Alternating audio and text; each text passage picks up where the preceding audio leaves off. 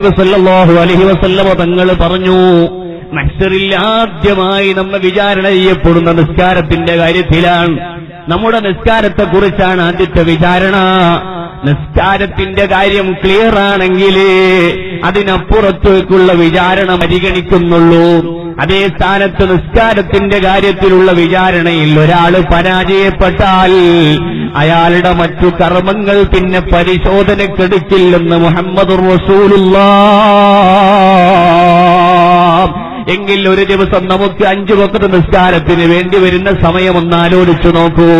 ഒരു ദിവസത്തെ 24 മണിക്കൂറും നമ്മുടെ ഭൗതിക സുഖാഡംബരങ്ങൾക്ക് വേണ്ടി നമ്മൾ നെട്ടോട്ടമോടുമ്പോ അല്ലാഹുവിനെ മറന്ന്, ജീവിതത്തിന്റെ ലക്ഷ്യം മറന്ന്, പരലോകം മറന്നുകൊണ്ട് നമ്മൾ നമ്മുടെ താൽപര്യങ്ങൾക്ക് വേണ്ടി വിനിയോഗിക്കുമ്പോൾ നമ്മെ സൃഷ്ടിച്ച് പരിപാലിച്ച് യജമാനായ അല്ലാഹുവിനെ ഓർക്കാൻ, നമുക്ക് ഭക്ഷണം തരുന്ന, നമുക്ക് ജീവവായു തരുന്ന, നമ്മെ സൃഷ്ടിച്ചു പരിപാലിച്ച് സ്നേഹത്തോടെ പോറ്റി വളർത്തിക്കൊണ്ടിരിക്കുന്ന നമ്മുടെ യജമാനനായ അല്ലാഹുവിനെ സ്മരിക്കാൻ അല്ലാഹു നമ്മെ പഠിപ്പിച്ച കർമ്മമാണ് നിസ്കാരം. അഖിമിസ്സലാത്ത ലിദിക്രി, എന്നെ സ്മരിക്കാൻ വേണ്ടി നിങ്ങൾ നിസ്കരിക്കണമെന്നാണ് ഖുർആൻ പറഞ്ഞത്. എന്തിനാണ് നിസ്കാരം? 24 മണിക്കൂറിലെ വലിയൊരു ശതമാനവും നമ്മൾ നമ്മുടെ ആവശ്യങ്ങൾക്ക് വേണ്ടിയാണ് നമ്മുടെ ചിന്താശേഷി വിനിയോഗിക്കുന്നത്, നമ്മുടെ ഊർജവും നമ്മുടെ ആരോഗ്യവും നമ്മുടെ സമയവും എല്ലാം വിനിയോഗിക്കുന്നത്.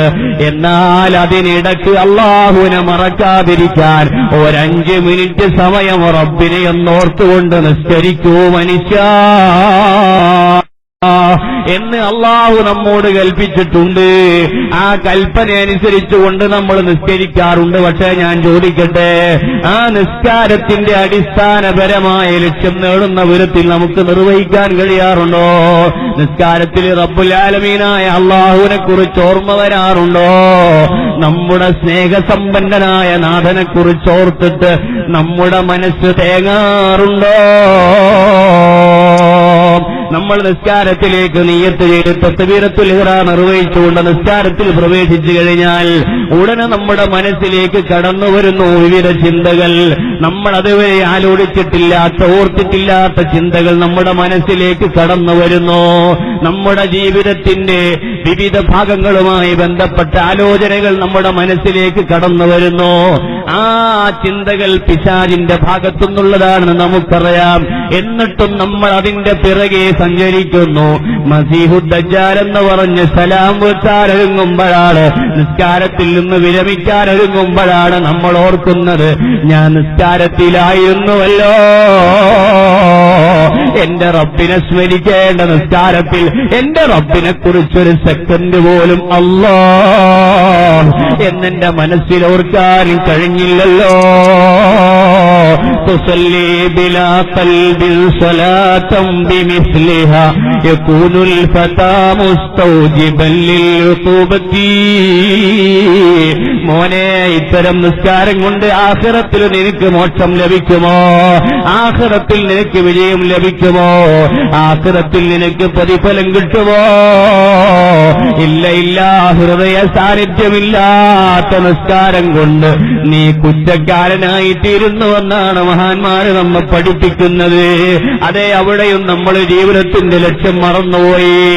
ഒരു ദിവസത്തെ 24 മണിക്കൂറിൽ ഒരു 50 മിനിറ്റ് അല്ലാഹുവിന് വേണ്ടി ഓരോ വഖത്തിനും മാക്സിമം 10 മിനിറ്റ് നമ്മൾ വെച്ച് കാൽക്കുലേറ്റ് ചെയ്താൽ ഒരു ദിവസത്തെ 50 മിനിറ്റ് പോലും റബ്ബിന് വേണ്ടി മാത്രം നമ്മുടെ മനസ്സിനെ ഒന്ന് ഒതുക്കി വെക്കാൻ, അല്ലാഹുവിനെ വേണ്ടി മാത്രം നമ്മുടെ ഊർജവും ആരോഗ്യവും ഒന്ന് മാറ്റിവെക്കാൻ, പാരത്രിക ലോകത്തിന് വേണ്ടി, ആഖിറത്തിന്റെ വിജയത്തിന് വേണ്ടി നീക്കിവെക്കാൻ കഴിയാതെ ഞാനും നിങ്ങളും പരാജയപ്പെട്ടു പോകാറില്ലയോ? നല്ല സുഖകരമായി നിദ്ര ലഭിക്കുന്ന പ്രഭാത സമയത്ത്, സുബ്ഹിയുടെ സമയത്ത് അയൽപക്കത്തെ പള്ളി മിനാരത്തിൽ നിന്ന് ഹയ്യാലസ്സലാ നിസ്കാരത്തിലേക്കുള്ള വിളിയാളം വരുമ്പോ നമ്മൾ നിസ്കാരത്തെ തെരഞ്ഞെടുക്കുന്നുവോ, അതോ സുഖകരമായ ഉറക്കിനെ പ്രണയിക്കാറുണ്ടോ, കെട്ടിപ്പിടിച്ച് കിടന്നുറങ്ങാറുണ്ടോ? അതെ, നമ്മൾ വീണ്ടും പുതപ്പ് മൂടി പുതച്ച് കിടന്നുറങ്ങാറുണ്ടോ? നമ്മൾ ആരെയാണ് തെരഞ്ഞെടുത്തത്? നമ്മൾ എന്തിനെയാണ് മറന്നത്? അല്ലാഹുവിന്റെ ഹബീബ് സല്ലല്ലാഹു അലൈഹി വസല്ലം തങ്ങൾ പഠിപ്പിച്ചിട്ടുണ്ട്, ആസ്വാദനങ്ങളെയാണ് അവസാന കാലഘട്ടത്തിലെ ജനങ്ങൾ ഇഷ്ടപ്പെടുക. അതേ ആ സമയത്ത് നമ്മൾ രസകരമായ ഉറക്കിനെ തട്ടിമാറ്റി, എത്ര സുഖകരമായ ഉറക്ക് ആ സമയത്തുണ്ടാകും ഉറപ്പാണ്. എത്ര ഉറക്കം വരാത്തയാൾ, ഉറക്കം വരാഞ്ഞിട്ട് ഉറക്ക ഗുളികയെ ആശ്രയിക്കേണ്ടി വരുന്നയാൾ, മരുന്നിനെ ആശ്രയിക്കേണ്ടി വരുന്നയാൾ, അയാൾക്ക് പോലും സുഖനിദ്ര ലഭിക്കുന്ന സമയമാണ് സുബഹിയോടടുക്കുന്ന സമയം. കാരണം ഇവനെ മയക്കി ഉറക്കാൻ പിശാചിന്റെ സമ്മർദ്ദമുണ്ട്. ആ പിശാചിന്റെ സമ്മർദ്ദത്തിൽ നിന്ന് കുതിരയോടിയിട്ട് എനിക്കെന്റെ ആഖിറത്തിലെ രക്ഷയ്ക്ക് വേണ്ടി ഞാനൊന്ന് നിസ്കരിക്കട്ടെ. അല്ലാഹുവിന്റെ ഹബീബ് സല്ലല്ലാഹു അലൈഹി വസല്ലം തങ്ങൾ പറഞ്ഞു, മനുഷ്യനെ ഖബറിലങ്ങോട്ട് മറവ് ചെയ്തു കഴിഞ്ഞാൽ പിന്നെ അവന്റെ കൂടെ നിൽക്കുന്ന കൂട്ടുകാരാരാണെന്നറിയുമോ? അവന്റെ തലഭാഗത്ത് വന്നു നിൽക്കുന്നു അവൻ നിസ്കരിച്ച സുന്ദരമായ നിസ്കാരങ്ങൾ, അവന്റെ നോമ്പുകൾ അവന്റെ കാൽഭാഗത്ത് വന്നു നിൽക്കുന്നു, അവന്റെ സുഹൃത്തുക്കൾ ഓരോരോ ഭാഗത്ത് നിന്ന് അവനെ പ്രൊട്ടക്ഷൻ തീർക്കുന്നുവെങ്കിൽ അങ്ങനെ ഒരു കാവലാകാൻ, ഒരു പ്രൊട്ടക്ഷനാകാൻ ഞാൻ എന്റെ ഈ സുഖനിദ്രയൊക്കെ ഒന്ന് മാറ്റിവെച്ചിട്ട് എന്റെ റബ്ബിനെ സ്മരിച്ചിട്ട് 2 റക്അത്തൊന്ന് നിസ്കരിക്കാൻ ഞാൻ എണീറ്റ് പള്ളിയിലേക്ക് പോകട്ടെ. ഹയ്യാലൽ ഫലാഹ്, അതാണ് വിജയത്തിന്റെ മന്ത്രം തന്ത്രമെന്ന് പള്ളിയിൽ നിന്ന് വിളിയാളമുയർന്നിട്ട് പോലും അതിനെ അവഗണിച്ച് നമ്മൾ കടന്നുറങ്ങിപ്പോയോ? നമ്മൾ ജീവിതത്തിന്റെ ലക്ഷ്യം മറന്നുപോയില്ലയോ കൂട്ടുകാരേ? അങ്ങനെ നമ്മുടെ ജീവിതത്തിന്റെ ഏത് മേഖലകളെ പരിശോധിച്ചാലും അവിടെയൊക്കെയും നമ്മൾ റബ്ബുൽ ആലമീനായ അല്ലാഹു റബ്ബുൽ ഇസ്സത്തിനെ മറന്നു പോവുകയാണ്.